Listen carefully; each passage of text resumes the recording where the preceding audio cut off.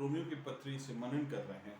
हम इतिहास में कई बार देखे हैं कि इतिहास के पन्नों में रोमियो की पत्री का बहुत बड़ा एक योगदान है आत्मिक जागृति को लेकर आने के लिए। तो हम विश्वास करें हमारी भी शताब्दी में, हमारे भी जीवन काल में जब हम रोमियो की पत्री से अध्ययन कर रहे हैं, ये मात्र हमारे व्यक्तिगत जीवन में नहीं, हमारे कलीसिया में अकेले नहीं, लेकिन अनेक लोगों के जीवन में ये रोमियो की पत्री का अध्ययन आशीष का कारण बना।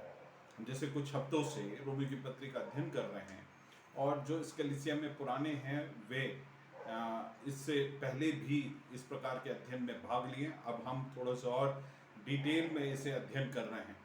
सो आज के मनन के लिए हम निकालेंगे रोमियो की पत्री पहले अध्याय उसका 3 वचन। अपने पुत्र हमारे प्रभु यीशु मसीह के विषय में प्रतिज्ञा की थी, वह शरीर के भाव से तो दाऊद के वंश से उत्पन्न हुआ। इसको अगर हम ध्यान से पढ़ते हैं, इसमें लिखा है अपने पुत्र हमारे प्रभु यीशु मसीह के विषय में प्रतिज्ञा की थी। अर्थात बोलने का अर्थ है कि हमने जैसे अध्ययन किए थे, पहला 7 वचन जो है मूल भाषा में अर्थात यूनानी भाषा में ये एक ही पैराग्राफ है। इसको बहुत बाद में अध्यायों में और वाक्यों में बांटा गया ताकि हमें पढ़ने में सुविधा हो, लेकिन ओरिजिनल जो भाषा है उसमें ये 7 वचन एक भाग है, तो ये एक सेंटेंस का भाग है।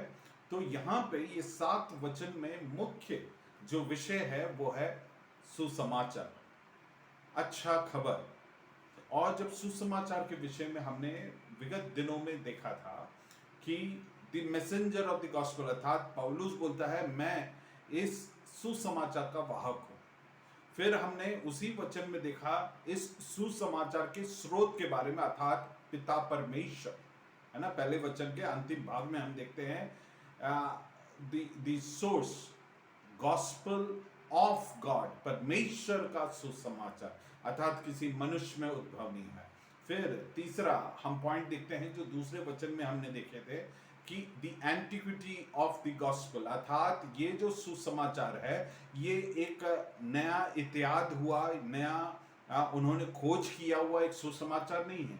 ये पौलुस का उत्पादन नहीं है, वरन उसका बोलने का है कि पहले से भविष्यवक्ताओं के द्वारा इस सुसमाचार अर्थात प्रभु यीशु मसीह के आगमन के बारे में, उसके हमारे लिए मारा जाना, गाड़ा जाना और तीसरे दिन जी उठने के बारे में उल्लेख किया गया। अब तीसरा वचन में हम आए, अब उसके बारे में कहता है अपने पुत्र। किसका पुत्र? पिता परमेश्वर का पुत्र, जो पहले अध्याय के पहले वचन में लिखा है और चौथे अध्याय के अंतिम भाग में भी इसके बारे में उल्लेख है ना, दोनों जगह इसके बारे में। So it is concerning the son of God. ये जो अपने पुत्र, अंग्रेजी में लिखा concerning the son of God. सो जो सुसमाचार का मुख्य विषय है, थोड़ा सा रिपीटिशन हो रहा है, लेकिन इससे हम आज के मुख्य भाग में जाएंगे जो तीसरे वचन में। ये बहुत ही लोडेड परमेश्वर का वचन है तीसरा वचन। इसको हम बहुत संकीर्णता से और बहुत केयरफुली इसको अनपैक करेंगे ताकि इसके अर्थ को हम भली भांति समझ पाए। इस वचन को जब हम गौर करते हैं यहाँ पे concerning the son of God अर्थात जो सुसमाचार है, उस सुसमाचार का सब्जेक्ट अर्थात विषय, मुख्य केंद्र बिंदु वो प्रभु यीशु मसीह है। The substance of gospel is Jesus Christ. The message of gospel is Jesus Christ. सुसमाचार का संदेश प्रभु यीशु मसीह है, सुसमाचार का विषय प्रभु यीशु मसीह है, मुख्य तत्व सुसमाचार का जो है वो प्रभु यीशु मसीह है। इसलिए सुसमाचार प्रभु यीशु मसीह के बिना कोई सुसमाचार है ही नहीं। Praise the Lord. सुसमाचार में प्रभु यीशु मसीह ही अल्फा और ओमेगा है। सुसमाचार जो है वो प्रभु यीशु मसीह का जन्म, जीवन और उसके कार्य पर आधारित है। अर्थात अगर संक्षेप में बोलूं तो प्रभु यीशु मसीह के व्यक्तित्व या व्यक्ति और उसके काम आधारित है सुसमाचार। Praise the Lord. सो जब हम सुसमाचार की बात कर रहे हैं तो प्रभु यीशु मसीह के बिना कोई सुसमाचार है ही नहीं।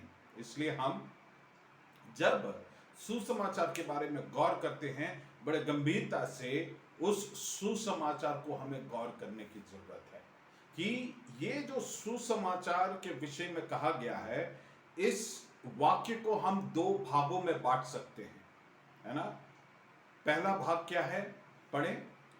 अपने पुत्र हमारे प्रभु यीशु मसीह के विषय में प्रतिज्ञा की थी। तीसरा वचन, हाँ, तीसरा वचन,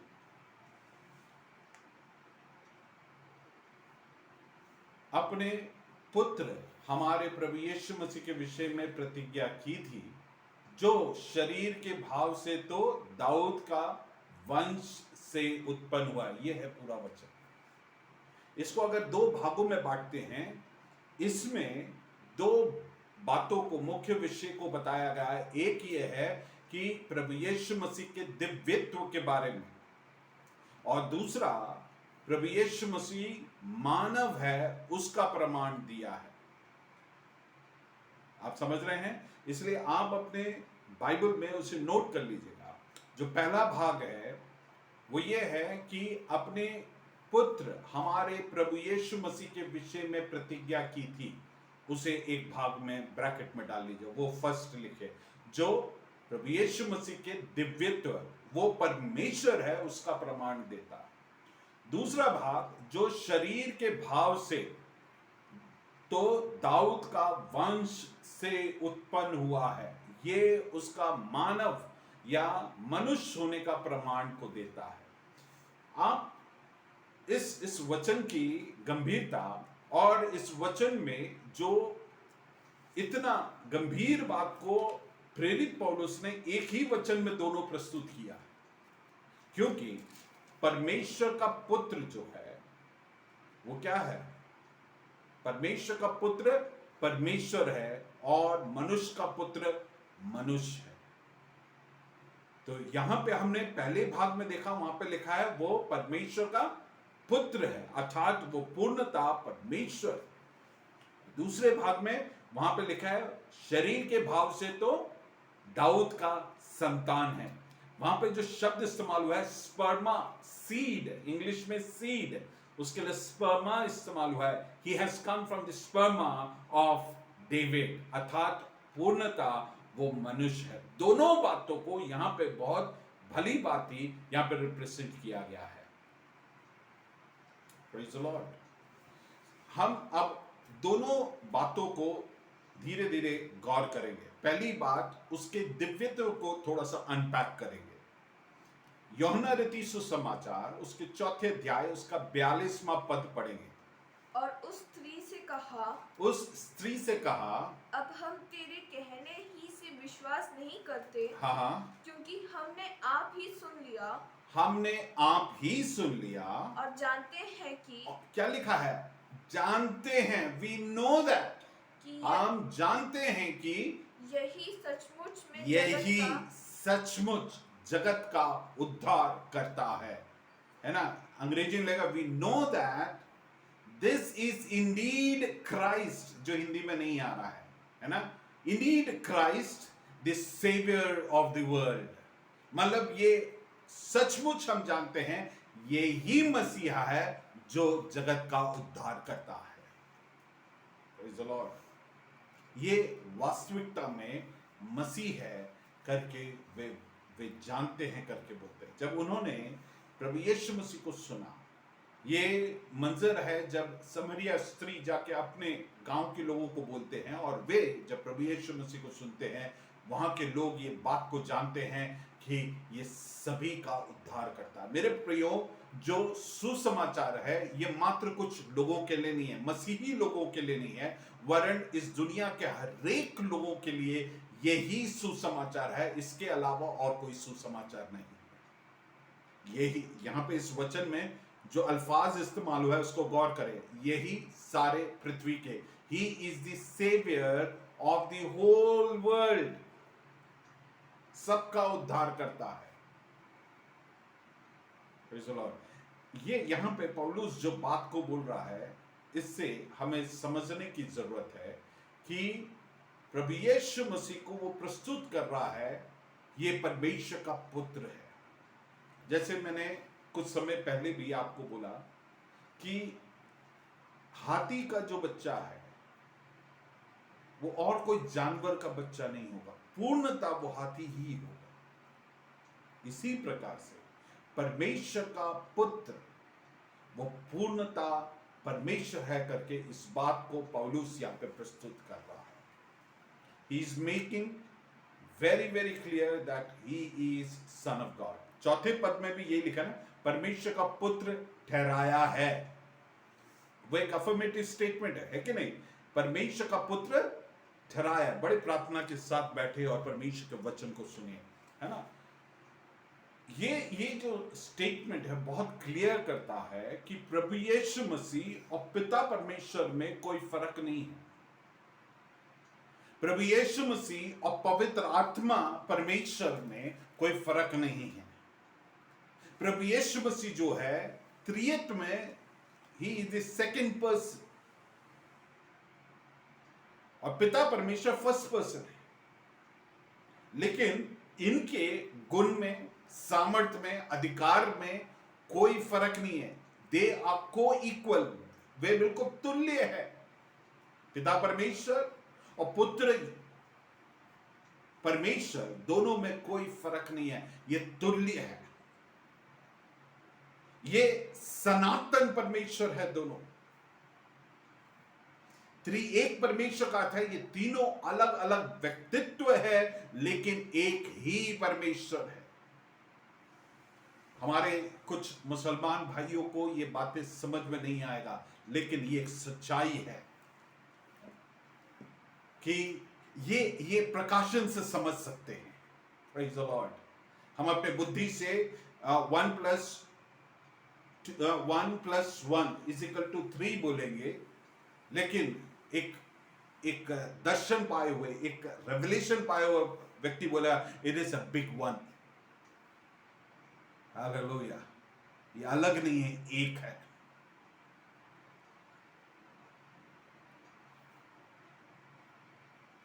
मेरे प्रियो, मैं आप लोग को कुछ बिंदु बताऊंगा जिसके कारण पुत्र अर्थात प्रभु यीशु मसीह परमेश्वर है करके प्रमाणित करता है। उसके वचन भी बताऊंगा। उसका पहला पॉइंट है, Jesus possesses all the attributes that God the Father and God the Spirit possesses. प्रभु यीशु मसीह वो सारे गुणों को उसके जीवन में पाए जाते हैं जो पिता परमेश्वर और पवित्र आत्मा परमेश्वर में पाए जाते हैं। ठीक है? दूसरे शब्दों में प्रभु यीशु मसीह जो हम उसके गुणों के बारे में, परमेश्वर के गुणों के बारे में अध्ययन करते हैं, वो सब कुछ प्रभु यीशु मसीह में पाया जाता है। प्रभु यीशु मसीह पूर्णता पवित्र है। प्रभु यीशु मसीह सर्वशक्तिमान है। प्रभु यीशु मसीह सर्वज्ञानी, सर्वव्यापी, वो पूर्णता, अनुग्रह और प्रेम से भरा है।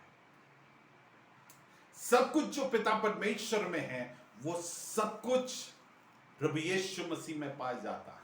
हम निकालेंगे कोलोसियों की पत्री, उसके पहले अध्याय, उसका 9वां पद। Colossians chapter 1:9। हाँ, इसीलिए हाँ, जिस दिन से यह सुना है, हाँ, हम भी तुम्हारे लिए यह प्रार्थना और हाँ, विनती करना नहीं छोड़ते हाँ, कि तुम सारे आत्मिक ज्ञान और समझ सहित हाँ। परमेश्वर की इच्छा की पहचान में परिपूर्ण हो जाओ। क्या लिखा है? क्योंकि उसमें ईश्वरत की सारी परिपूर्णता, देख रहे हैं? ईश्वरत किसके बारे में कह रहे हैं? प्रभु यीशु मसीह के बारे में कह रहे हैं। उसके ईश्वरत की सारी परिपूर्णता, मतलब वचन ये प्रमाणित कर रहा है, वो इसमें he has the fullness of Godhead body. Hallelujah. दोबारा पढ़े बेटे उस क्योंकि वहां से। क्योंकि उसमें ईश्वरत्व की सारी परिपूर्णता सदैव वास करती है। क्या लिखा है? कोलोशियंस चैप्टर 1 वर्स 9, है ना? सारी परिपूर्णता सदैव वास करती है। कभी भी ऐसा समय नहीं था जब उसमें परमेश्वर और परमेश्वरत्व उसमें वास नहीं है, सदैव वास करता है। यहां पे गौर करें, क्योंकि उसमें ईश्वरत्व, किसमें? प्रभु यीशु मसीह में, और सारी परिपूर्णता में वास करते हैं। इसका मतलब है प्रभु यीशु मसीह जूनियर गॉड नहीं है।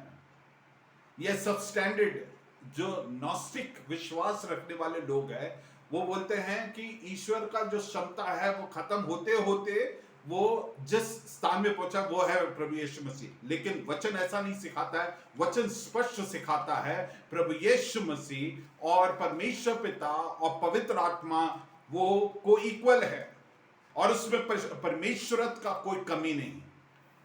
ये पहला कारण है। दूसरा, he receives the worship that God only will receive and only God can receive. दूसरा पॉइंट है कि प्रभु यीशु मसीह आराधना को वो स्वीकार करता है जो मात्र परमेश्वर के लिए और परमेश्वर ही स्वीकार कर सकता है। आप समझ रहे हैं?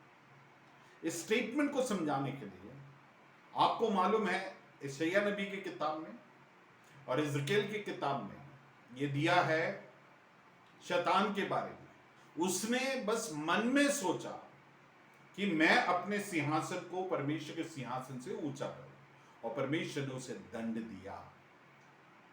लेकिन ये कई बार हुआ कि प्रभु यीशु मसीह का आराधना हुआ और प्रभु यीशु मसीह ने उस आराधना को ग्रहण किया और परमेश्वर ने दंड नहीं दिया। ये क्या प्रमाणित करता है कि वो आराधना के योग्य है, क्योंकि वो परमेश्वर है। हम निकालेंगे यूहन्ना की किताब 20वां अध्याय उसका 28वां पद। यह सुन थोमा ने उत्तर दिया, हाँ, है मेरे प्रभु, है मेरे परमेश्वर। ये क्या बोला? यह सुन तोमा ने क्या उत्तर दिया? हे मेरे प्रभु, हे मेरे परमेश्वर। दो बातों को इस्तेमाल किया। हे मेरे प्रभु, कुरियोस, ये परमेश्वर के लिए इस्तेमाल होता है मसीही लोगों के बीच में। वो आरंभ से परमेश्वर के लिए इस्तेमाल होता, और वो इस शब्द का इस्तेमाल किया परमेश्वर को, अर्थात प्रभु यीशु मसीह के समक्ष। उसने नहीं बोला मेरे को प्रभु, ना बोले। आपको याद होगा एक बार कुछ लोगों ने पौलुस और उसके साथी गणों को परमेश्वर बनाने के चक्कर में उनके आदर करने लगे। उन्होंने बोला हम तो तुम्हारे जैसे ही मनुष्य हैं, मना कर दिया। लेकिन प्रभु यीशु मसीह ने मना नहीं किया, क्योंकि वो परमेश्वर। और आगे क्या लिखा है? हे मेरे परमेश्वर। और उस आराधना को, उस भाव को तोमा से प्रभु यीशु मसीह ने स्वीकार किया, क्योंकि वो परमेश्वर है। हम देखते हैं प्रकाशित वाक्य 4 अध्याय में कि वहां पे पिता परमेश्वर के आराधना के बारे में बताया गया है, और वहां पे जो बातों को इस्तेमाल किया है वही भाव को, वही उससे मिलता जुलता शब्दों को, और तकरीबन बराबर शब्दों को इस्तेमाल किया है 5वें अध्याय में, प्रकाशित वाक्य 5वें अध्याय में, जहां पे प्रभु यीशु मसीह को मेमना का आराधना हो रहा है। 24 जो पुण्य है वो अपने सिंहासन से उतरकर पिता परमेश्वर के सामने मुकुट उतारकर वो परमेश्वर की आराधना किए। वैसे ही प्रकाशित वाक्य 5वें अध्याय में मेमना अर्थात प्रभु यीशु मसीह के सामने अपने मुकुट को उतारे और परमेश्वर की महिमा की, जो बताता है कि प्रभु यीशु मसीह परमेश्वर की आराधना जैसे ही उसका भी आराधना होता है और वो स्वीकार करता है, क्योंकि परमेश्वर प्रभु यीशु मसीह आराधना के योग्य परमेश्वर है, क्योंकि वो परमेश्वर है। हालेलुया। सो ये जो हम भाग को देख रहे हैं, वो पूर्णतः परमेश्वर है, उस बात को हम गौर कर रहे हैं। तीसरा point, he performs the work that only God can perform. प्रभु यीशु मसीह वो सब कुछ करता है जो परमेश्वर मात्र कर सकता है। ठीक है, पहला जो काम प्रभु यीशु मसीह करता है, उसमें से दो ही पॉइंट्स बताऊंगा, क्योंकि हमारे पास इस विषय के लिए बहुत ज्यादा समय नहीं। पहली बात, प्रभु यीशु मसीह सृष्टि करता है और उसने सृष्टि, there was nothing yet he created, कुछ भी नहीं था फिर भी उसमें से उसने सृष्टि किया। यूहन्ना 1:3 में हम इस बात को पढ़ते हैं, जहां पे लिखा है सब कुछ उसके द्वारा रचा गया है। नहीं, वो तो कुलोसियों में है, यहां पे लिखा है हाँ, सब कुछ उसी के द्वारा उत्पन्न हुआ और हाँ, जो कुछ उत्पन्न हुआ है हाँ, उसमें से कोई भी वस्तु उसके बिना उत्पन्न नहीं हुई। उसमें से कोई भी वस्तु उसके बिना उत्पन्न नहीं हुआ है। सो ये बिल्कुल स्पष्ट है, कुलोसियों 1:16 में भी इसके बारे में दिया है, जहां पे ऐसे लिखा है सब कुछ उसके द्वारा रचा गया और सब कुछ उसके लिए रचा गया। Praise the Lord. सो जैसे पिता परमेश्वर सृष्टि करता है, जो परमेश्वर होने का प्रमाण है, वही प्रभु यीशु मसीह भी करता है। बोले प्रभु यीशु मसीह की जय।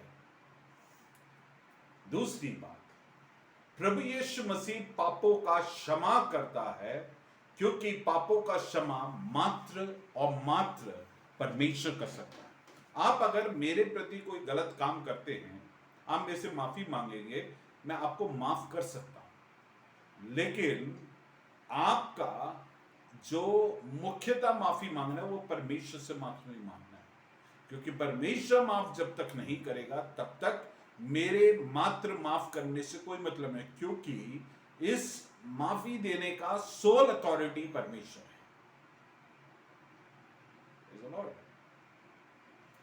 मरकुस उसके 2 अध्याय में 1 से लेके 12 पढ़ेंगे, हम जानते हैं वहां पे जब वो 38 साल से जो बीमार व्यक्ति झील के किनारे था, उसको चंगाई करते वक्त उससे प्रभु यीशु मसीह ने बोला, तेरा पाप मैंने क्षमा किया, जो प्रमाणित करता है कि प्रभु यीशु मसीह परमेश्वर है।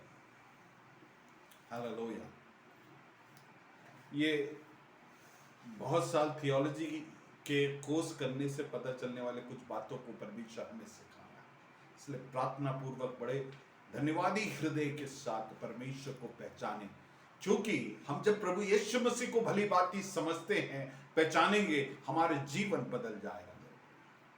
हम सुसमाचार को भली भांति समझेंगे तो हमारे जीवन के हर एक पहलू में उसका असर दिखाई देगा। सो ये 2 एग्जाम्पल, एक वो सृष्टि करता है, दूसरा वो पापों को क्षमा करता है, वो मात्र परमेश्वर कर सकता है, वो प्रभु यीशु मसीह करता है करके प्रमाणित करता है कि वो परमेश्वर है। चौथा point, he is called with the names with which only God is called. प्रभु यीशु मसीह को उन नामों के द्वारा पुकारा जाता है जिस नाम से परमेश्वर को मात्र पुकारा जाता है। हम पढ़ेंगे पहला थिस्सलुनीका का किताब, उसके 4 अध्याय, उसका 16वां पद। क्योंकि प्रभु आप ही स्वर्ग से उतरे। बस काफी है। क्योंकि प्रभु, मैंने अभी थोड़ी देर पहले बताया कि प्रभु जो शब्द है वो मात्र परमेश्वर के लिए इस्तेमाल होता है। वो प्रभु यीशु मसीह के दूसरे आगमन के संदर्भ में बताया गया है और यहां पे बोला जा रहा है वो प्रभु है। इस प्रकार से हम हर एक जगह देखते हैं जहां पे परमेश्वर पिता परमेश्वर के लिए जो भी बातें इस्तेमाल होता है वो पुत्र के लिए भी इस्तेमाल होता है। जो प्रभु यीशु मसीह के दूसरे आगमन के विषय में ये वाक्य पढ़े और वहां पर भी हम इस बात को देखते हैं, प्रभु कहलाया है। 5वां point, Jesus is equated with God the father. मतलब प्रभु यीशु मसीह और पिता परमेश्वर और पवित्र आत्मा को एक ही दर्जे में, एक ही पेडेस्ट्राइन में लाके खड़े किया है। ये हमें कहां, एक वाक्य बताऊंगा, अनेक वाक्य है लेकिन एक वाक्य आपके समक्ष रखूंगा, वो है यूहन्ना रचित सुसमाचार उसका एक, मत्ती रचित सुसमाचार 28 उसका 19, मत्ती रचित सुसमाचार 28 उसका 29 पढ़ेंगे।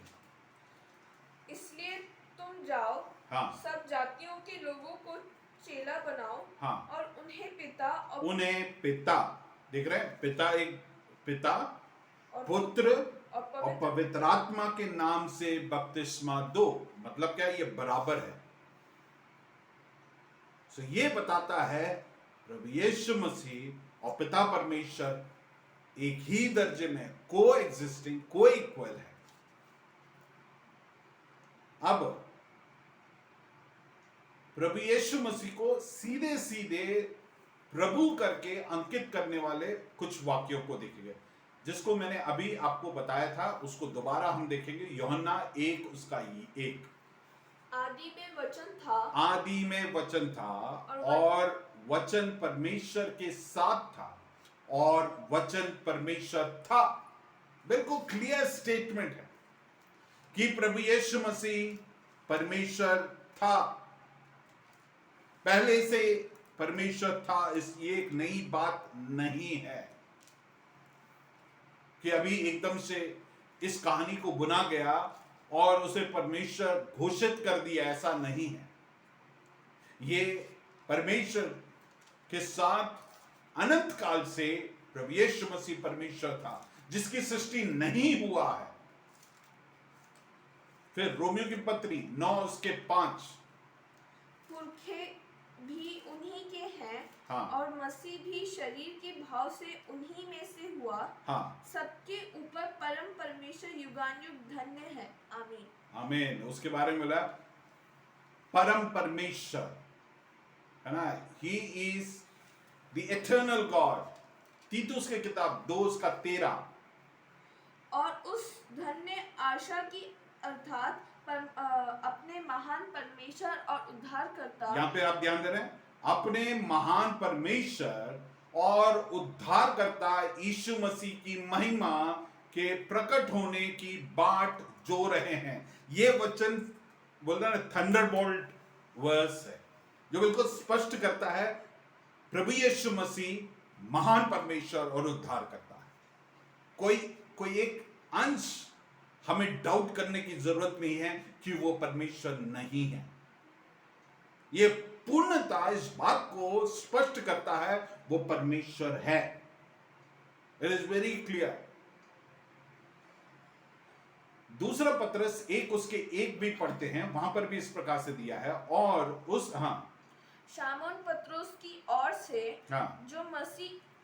जो यीशु मसीह का दास और प्रेरित है, हाँ। उन लोगों के नाम जिन्होंने हमारे दूसरा पत्रस उसका 1 अध्याय 1 वचन, यहाँ पे, और उस धन्य आशा के अर्थात अपने महान परमेश्वर और उद्धारकर्ता यीशु मसीह की महिमा के प्रकट होने की बाट जोते रहे। यहाँ पे देख रहे हैं, महान परमेश्वर, उद्धारकर्ता यीशु मसीह। ये बिल्कुल स्पष्ट करता है कि प्रभु यीशु मसीह परमेश्वर है। हालेलुया।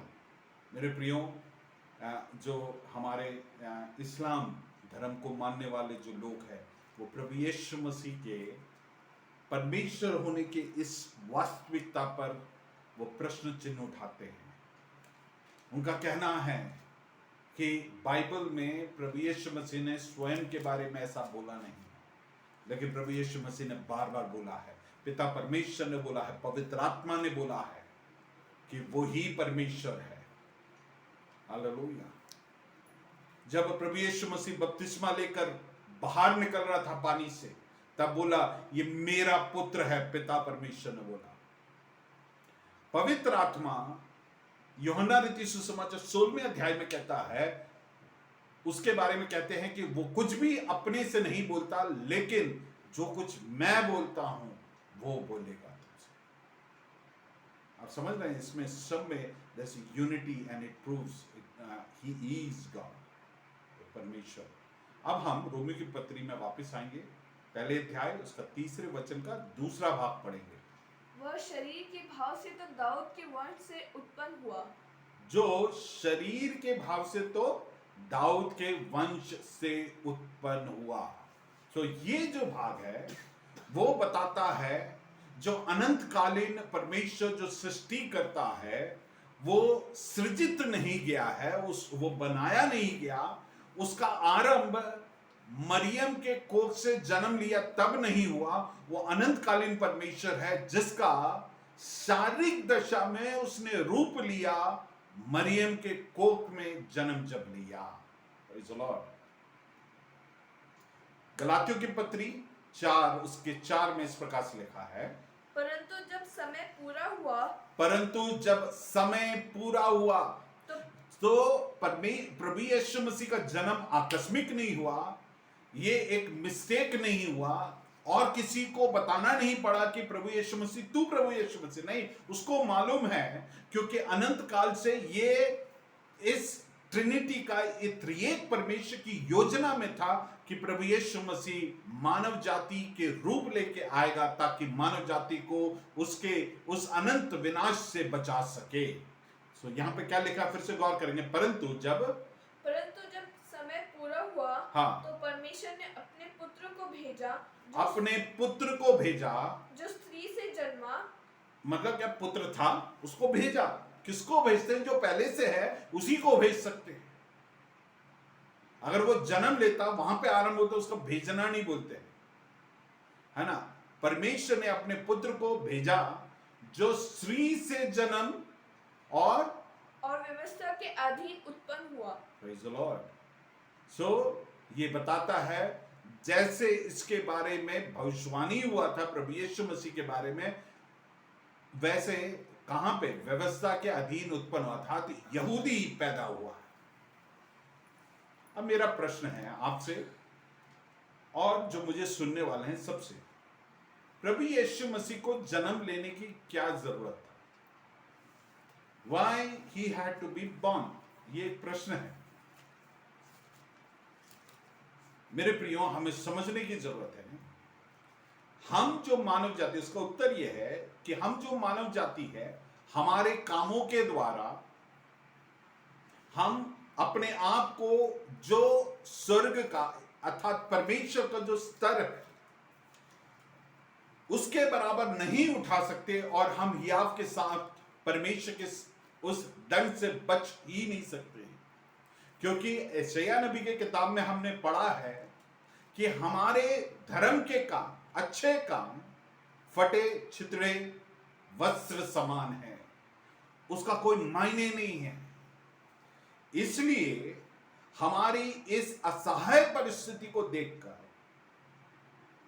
परमेश्वर ने स्वर्ग को छोड़ा, प्रभु यीशु मसीह ने स्वर्ग को छोड़ा और पृथ्वी में उतर के आया ताकि हमें हमारी परिस्थिति से, अनंत दंड से, अनंत मृत्यु से हमें बचाकर स्वर्ग में लेके जाने पाए। क्यों ना हम परमेश्वर को धन्यवाद दें। हमारे में कोई योग्यता नहीं था लेकिन परमेश्वर ने हमारे जीवनों में उस अद्भुत प्रेम को दर्शाया जो उसने कलवरी क्रूस में किया। जो अनंतकालीन परमेश्वर है वो हमारे लिए इस पृथ्वी में आया। ये पहला कारण है। क्या कारण है? क्योंकि हम असहाय थे कि हमारे पापों से और पाप के असर से हम बाहर निकल पाए। क्योंकि हम स्वयं से नहीं निकल सकते थे, उस असहाय परिस्थिति से हमें बचाने के लिए, उद्धार देने के लिए प्रभु यीशु मसीह स्वर्ग छोड़कर इस दुनिया में आया। दूसरा कारण है कि परमेश्वर कभी भी मर नहीं सकता है क्योंकि वो अनंतकालीन परमेश्वर है, वो अमर परमेश्वर है, शाश्वत परमेश्वर है और वो जीवन का स्रोत है, वो कभी मर नहीं सकता। इसलिए वो शारीरिक रूप को लेखा, मानव रूप को लिया ताकि हमारे पापों के लिए हमारे जगह पर मर सके। जब प्रभु यीशु मसीह कलवरी क्रूस में मरा तब परमेश्वर प्रभु यीशु मसीह नहीं मरा, वरन जो उसका मानवता है वो कलवरी क्रूस में मरा, क्योंकि परमेश्वर कभी मर ही नहीं सकता। हम निकालेंगे पहला पत्रस उसके दूसरे अध्याय उसका 24वां पद पर, वह आप ही हमारे पापों को अपनी देह पर लिए हुए हाँ। क्रूस पर चढ़ गया, हाँ, जिससे हम पापों के लिए मरकर धार्मिकता के लिए जीवन बिताए। उसी के मार खाने से तो तुम चंगे हुए। Praise the Lord. क्यों मरा? ताकि हमारा उद्धार होने पाए, हम बचाए जाएं। हम असहाय थे और परमेश्वर की पवित्रता के तुल्य में मानव जाति में कोई था ही नहीं, इसलिए परमेश्वर स्वयं को आना पड़ा। और परमेश्वर मर नहीं सकता, इसलिए उसने मानव रूप लिया। Praise the Lord। एक और वचन पढ़ेंगे, 2 कुरिन्थियों 5 उसका 21 पढ़ेंगे। जो पाप से अज्ञात था, जो पाप से अज्ञात था, हाँ, उसी को वो परमेश्वर ही हो सकता है। जो पाप से अज्ञात हो वो परमेश्वर ही हो सकता है, क्योंकि हर एक व्यक्ति जो मां के कोख से निकलता है, जो पुरुष और स्त्री के संभोग से पैदा होता है, वो सब पापी है, पाप को जान के निकलता है। लेकिन ये पाप को नहीं जानता है। हाँ, जो पाप से अज्ञात था, हाँ, उसी को उसने हमारे लिए पाप ठहराया कि हम उसमें होकर परमेश्वर की धार्मिकता बन जाए। ताकि हम परमेश्वर का धार्मिकता बन जाए। परमेश्वर हमारे जीवन में इस परिवर्तन को लेके आने के लिए वो मानव बनकर इस पृथ्वी पे आए। अब अगला प्रश्न है, why he need to die? क्यों प्रभु यीशु मसीह मरने की जरूरत है? मैंने इसका उत्तर पहले दिया है, कुछ हद तक हम पूरा देखेंगे। क्योंकि हम सब ने पाप किया है और पाप की मजदूरी क्या है? मृत्यु है। रोमी की पत्री 3 अध्याय में दिया है, हम सब ने पाप किया है और महिमा रहित है। हम सब ने गुनाह किया है और परमेश्वर के श्राप के उस दंड के अधीन में है, परमेश्वर के क्रोध के अधीन में है। और हमें बचाने के लिए हमारे कोई भी काम हमें बचा नहीं सकता था। इसलिए प्रभु यीशु मसीह हमारे लिए कलवरी क्रूस पे मरा, जो हमारे स्थान पर है, हमारे लिए मारा गया। क्योंकि वो पवित्र है और हमारे स्थान पे मारा गया, वो पिता परमेश्वर या परमेश्वर के उस पवित्र क्रोध को शांत किया, क्योंकि एक निर्दोष का लहू बहा। Praise the Lord। दूसरा,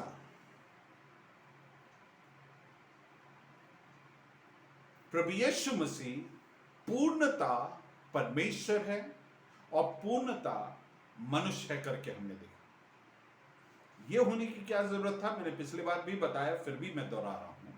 वो इसलिए क्योंकि हमारे और परमेश्वर के बीच में एक परफेक्ट बिचवाई करने के लिए दोनों पार्टी के लिए बराबर का रिप्रेजेंटेशन चाहिए, और वो प्रभु यीशु मसीह। इसलिए वो पूर्णता परमेश्वर, ताकि परमेश्वर को मानव जाति को रिप्रेजेंट कर पाए, और वो पूर्णता मनुष्य है ताकि मानव जाति को परमेश्वर के प्रति वो उसके लिए प्रतिनिधित्व कर पाए। इसलिए वो अनंतकालीन परमेश्वर, जो अमर अनंतकालीन परमेश्वर, वो मरियम के द्वारा, कुमारी मरियम के द्वारा उसने जन्म लिया। और हम जानते हैं, वचन बिल्कुल स्पष्ट लिखा है, वो गर्भवती स्वर्गदूत ने उससे बताया कि वो पवित्र आत्मा के छाया के द्वारा, स्वर्गदूत बोलता है पवित्र आत्मा के छाया के द्वारा वो गर्भवती होगी। सो यूसुफ का कोई किरदार इसमें नहीं है। लूका रचित सुसमाचार 1 उसके 35 में हम इस बात को देखते हैं कि पवित्र आत्मा के द्वारा वो गर्भवती हुई है। और अंतिम भाग में लिखा है परमेश्वर का पुत्र कहलाएगा, क्योंकि पवित्र आत्मा के द्वारा वो उत्पन्न हुआ है। मेरे प्रियो, इस कारणवश उसमें किसी भी प्रकार के पाप नहीं पाए जाता है। हालेलुया। मेरे प्रियो, हमारा परमेश्वर प्रभु यीशु मसीह वो मनुष्य है, उसके प्रमाण की ओर हम आगे बढ़ेंगे, है ना। वो मनुष्य है उसका प्रमाण ये है कि आपके और मेरे जैसे हूबहू वो है, उसमें कोई फर्क नहीं है, क्योंकि उसमें भी इमोशंस है, उसमें बुद्धि है। लूका रचित सुसमाचार 2 उसके 52 में इस प्रकार से लिखा है, और यीशु बुद्धि और डीलोल में और परमेश्वर और मनुष्य के अनुग्रह में बढ़ता गया। अब देखिए, बुद्धि और डीलोल आपके और मेरे जैसे, वो बुद्धि में बढ़ा। मतलब क्या है, वो जब जन्म हुआ तो बड़ा होकर जन्म नहीं लिया, हमारे जैसे बिल्कुल हूबहू वो शिशु के नाई जन्मा, और धीरे धीरे करके उसमें उसके शारीरिक उन्नति हुआ, उसके बुद्धि का उन्नति हुआ, और वो हमारे जैसे ही नेचुरली नॉर्मली पैदा हुआ और वो बढ़ा। सो ये प्रमाणित करता है कि वो मनुष्य था। प्रभु यीशु मसीह में इमोशंस था, वो प्रमाणित करता है कि वो एक मनुष्य था। यूहन्ना रचित सुसमाचार 11 उसका 35, जब प्रभु यीशु मसीह लाजर के कब्र पे पहुंचा, वहां पे लिखा है प्रभु यीशु मसीह रोया, जीसस वेप्ट। गेत्सेमने में जब वो अपने क्रूसीकरण से पहले, अपनी यातना से पहले वो गेत्सेमने में था, वो उस परिस्थिति को लेकर दुखित हुआ। सो प्रभु यीशु मसीह अपने जीवन में इमोशंस है, ये नेगेटिव इमोशंस या ये एक इमोशंस है जो हमने देखा। अब हम पॉजिटिव इमोशंस भी देखेंगे प्रभु यीशु। यूहन्ना 15 उसके 11 में देखेंगे। मैंने ये बातें तुमसे इसलिए कही है हाँ। कि मेरा आनंद, प्रभु यीशु मसीह बोलता मेरा आनंद तुम में बने रहे। वो वचन आप बाद में पढ़ लेना। प्रभु यीशु मसीह बोलता मेरे में आनंद है। That is also a emotion. इब्रानियों की पत्री 1 उसके 9 में हम पढ़ते हैं, वाक्य दिया है, प्रभु यीशु मसीह से बढ़कर कोई भी व्यक्ति के अंदर आनंद नहीं पाया गया। आज तक कोई जीवित नहीं था, और अब जो पैदा होने वाले हैं उनमें भी उतना आनंद नहीं है। अर्थात तो प्रभु यीशु मसीह में इस प्रकार से प्रूव होता है, उसमें इमोशंस है, therefore he is a human.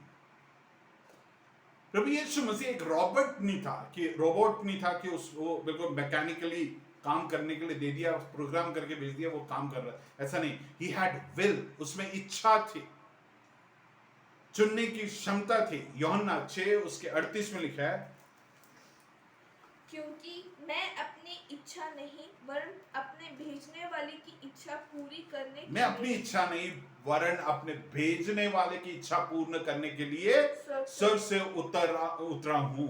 अर्थात मैं अपनी इच्छा चलाने के लिए नहीं, परमेश्वर का जो इच्छा है अर्थात क्रूस पे चढ़ाई जाना, उसके लिए मैं आया।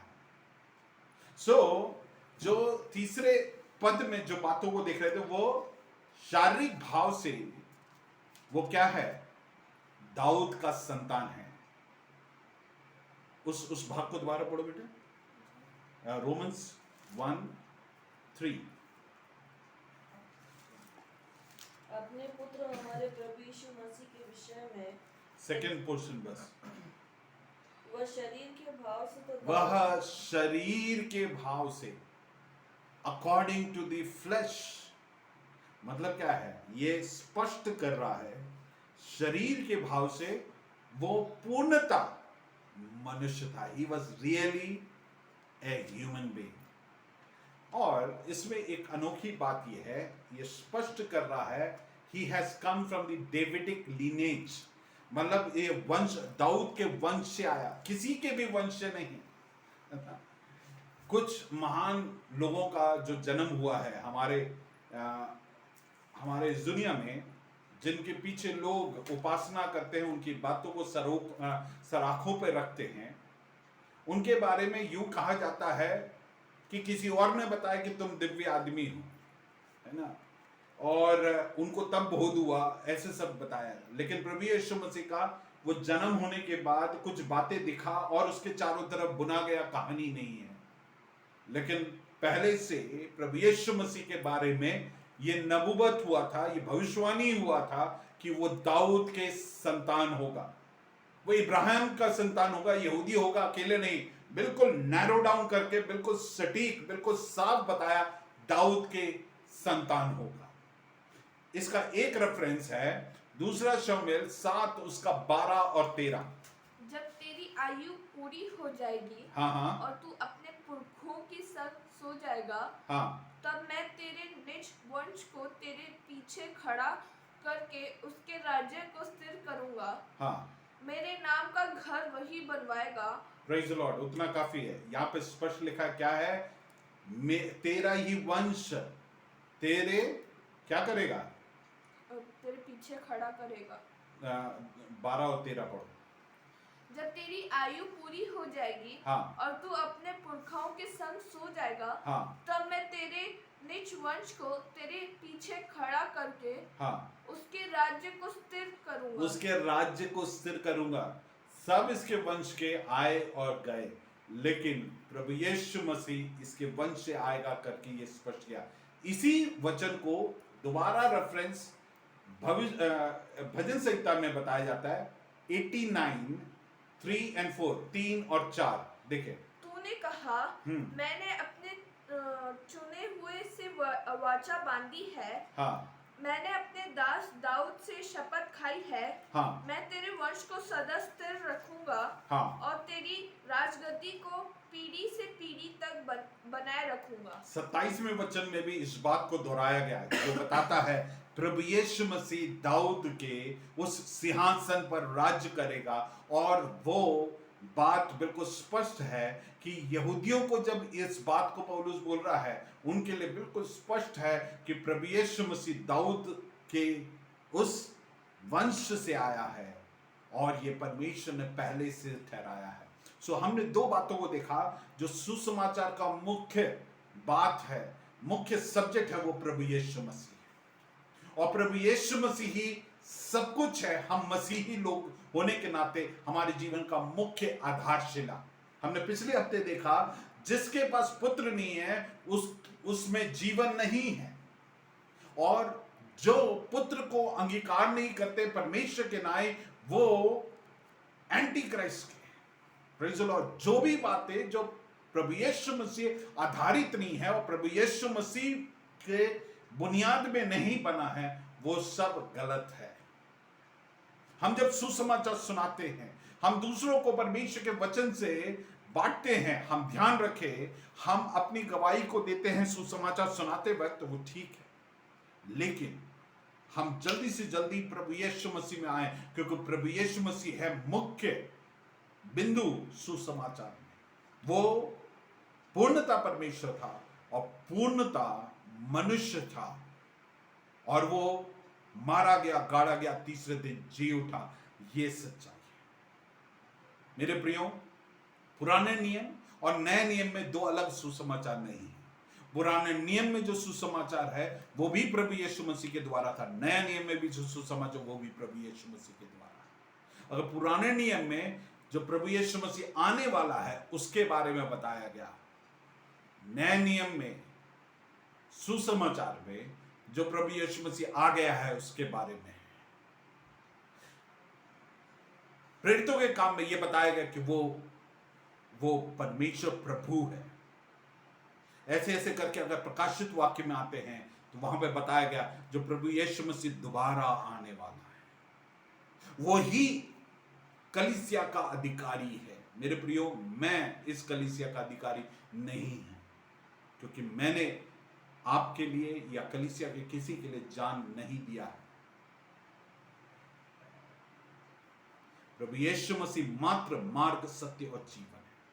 सो मेरे प्रियो, हम प्रभु यीशु मसीह को और जानने पाए, ये हमारे जीवन के ललक होने पाए कि हम परमेश्वर को जानना चाहते हैं और गहराई से जानना चाहते हैं, और प्रभु यीशु मसीह से दूसरों को रूबरू करवाना चाहते हैं। ये हमारे जीवन का सबसे बड़ी मनोकामना होने पाए। और हम इन दिनों प्रार्थना करें कि हम परमेश्वर प्रभु यीशु मसीह को और गहराई से जानने पाए और इसके द्वारा हम आशीषित होने पाए। आज परमेश्वर ने हमें सिखाया कि वो पूर्णता परमेश्वर था और पूर्णता मनुष्य। परमेश्वर इन वचनों के द्वारा हमें आशीषित करने पाए। मैं अनुरोध करूंगा भाई